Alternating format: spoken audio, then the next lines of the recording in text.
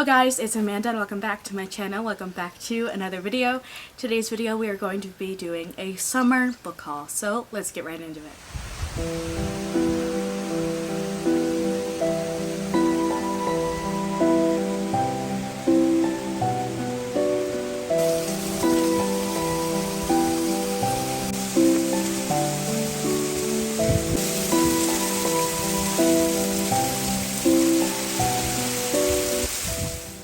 As you guys saw, it was just pouring buckets of rain. So as I was saying, we have a summer book haul for you guys. Anyway, I have 7 books here, multiple different genres. I have a couple romance, I have some mysteries and thrillers slash horror. I have like 2 or so nonfiction books. Let's get started with our first book. So the first book that I am currently reading right now, I'm about almost halfway through, and that is The Only One Left by Riley Sager. This book came out last year and it was the biggest summer hit last year. So far, I absolutely love it. It's about a woman who lives in this beautiful gothic mansion on top of the cliffs right overlooking the ocean. Everyone in this town thinks that she killed her entire family, but the thing is, she has suffered so many strokes that she can no longer speak. She is mute and she was never found guilty. This murder happened in 1929. Anyway, there was not enough evidence for her to be convicted of the crime, so she has just been living in this house her entire life, and now since she's suffered these strokes, she cannot speak, and she is now left to the care of a young woman named Kit. And one day, while Kit is caring for her, Lenora is her name, she says to Kit that I want to tell everything. Because she cannot speak, she types on a typewriter. It's a schoolyard chant that ever since the family murders, all the school kids say, and I honestly really love it. It's so creepy. And it's the first thing said in the book, and I absolutely love it when I first read it, and I'm like, this book is gonna be something. And it says, at 17, Lenora Hope hung her sister with a rope, stabbed her father with a knife, took mother's happy life. It wasn't me, Lenora said, but she's the only one not dead. Perfect summer thriller, and the vibes are like gothic seaside. I love it so much. So the next book I got is a new release that just came out, and that is Bride by Ali Hazelwood. This has been going viral all over the internet, all on Book Talk, all on BookTube, all on Bookstagram. Everyone is talking about this book and how good it is or how terrible it is. I am excited to see what side I stand on, but it is basically a romance between a vampire and a werewolf. And as you know, I love all vampires, and I am a vampire myself, so of course I should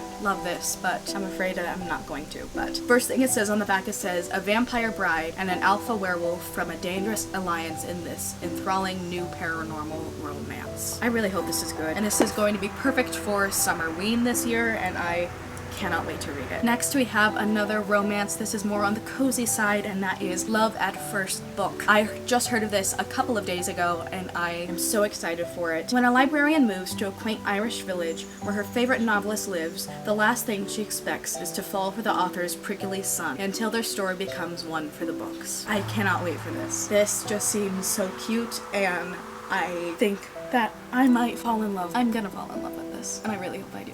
Next, I have another romance, and this, I think out of all the books, I am most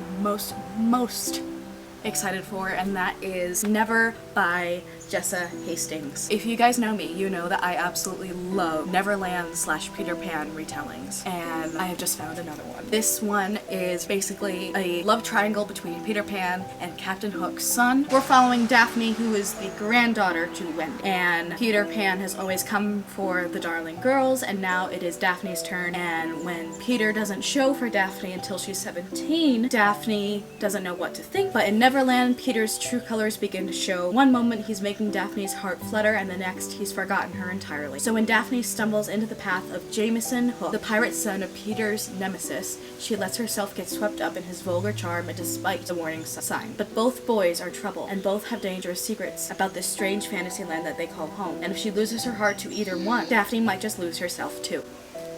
I cannot wait for this. The cover is stunning and it is gorgeous, and I am so excited to just lose myself into this book, and I might cry. Next, I got the beautiful hardback edition of Alice Hoffman's Practical Magic. I absolutely love Practical Magic and all the other books in this series, and they are one of my favorites of all time, and they're very close to my heart. But when I saw that this beautiful hardback came out of this beautiful, beautiful book. I knew I needed it. Now, I will say that I never liked Practical Magic, the book. I will say that this is the very rare occurrence where the movie is better than the book. I think most people do agree with that, but the movie is beautiful, and I had to have this beautiful version of this book. And of course, I will read the famous quote from the book. Always throw spilled salt over your left shoulder, keep rosemary by your garden gate, add pepper to your mashed potatoes, plant roses and lavender for luck, fall in love whenever you can.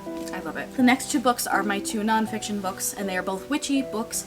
The first one is Wicca by Harmony Nice. This is an informational book about Wicca and witchcraft. As you know, I am a witch and I absolutely love witchcraft. And I always love learning different people's perspectives on Wicca and the craft itself. And this is one that just caught my eye because the cover is pretty. And I have heard of the woman who wrote it, Harmony Nice. She does have a YouTube channel, I think. But on the back it says, learn how to cast spells, create your own book of shadows, join a coven, and follow a path of empowerment that is true to you. A modern guide to witchcraft and magic. I don't know, I felt like I needed it. Again, like, I'm always learning and I love learning new ways and new perspectives on the craft, so I thought this would be a great quick read for me this summer. And lastly, the last book I got is a massive book. It is a brick of a book. I could kill a squirrel if I wanted to with this thing. This is Witchcraft, and this is a part of the library of Estorica books. There are 4 books. There's Witchcraft, Plant Magic, Tarot, and something else. There's 4 books in this series, if you will, but this is, of course, the Witchcraft one, and of course I needed it, but this is a huge ass book, and it is so beautiful. It has history and stories of witches and witchcraft all across the world, and it's just filled to the brim with beautiful, beautiful illustrations and art throughout the world, and I just think this is wonderful, and I do want to read it. I'm gonna slowly make my way through it throughout the years, but it is just gorgeous. We have full pages of art, and we have different stories and different myths and legends throughout the world, and I just think this is one of the most beautiful books I own now, and I could not be more happy. Big, and it's beautiful, and I'm gonna put it on my nightstand and read from it every so often when I feel like it. But yeah, I think this is my favorite book, pretty books of all time now. I'm very happy. So those are all the books that I got over the last couple of weeks. That's pretty much a rough TBR for my summer. Rough, because I am a mood reader and my TBRs change all the time. If you guys enjoyed this video, please give it a thumbs up. Hit subscribe if you have not already, and click the notification bell so you'll be notified every single time that I upload. I upload every single week. And if you want to find me anywhere else for any more bookish content, you can find me on Instagram, TikTok, GoodReads, Pinterest, and in between the pages of a book. And as always, remember to be the Captain Jack Sparrow of your story, and may your compass lead you to amazing things. And I shall see you guys in my next video. Happy reading! This swing is a tad too high, and I'm too short, so like, watch this beautiful, graceful me trying to get into the swing. It's just like a tad too high. Let me stop swinging. Stop swinging. I can't stop swinging. I'm already regretting this decision because now it's hot, and now a car's going by.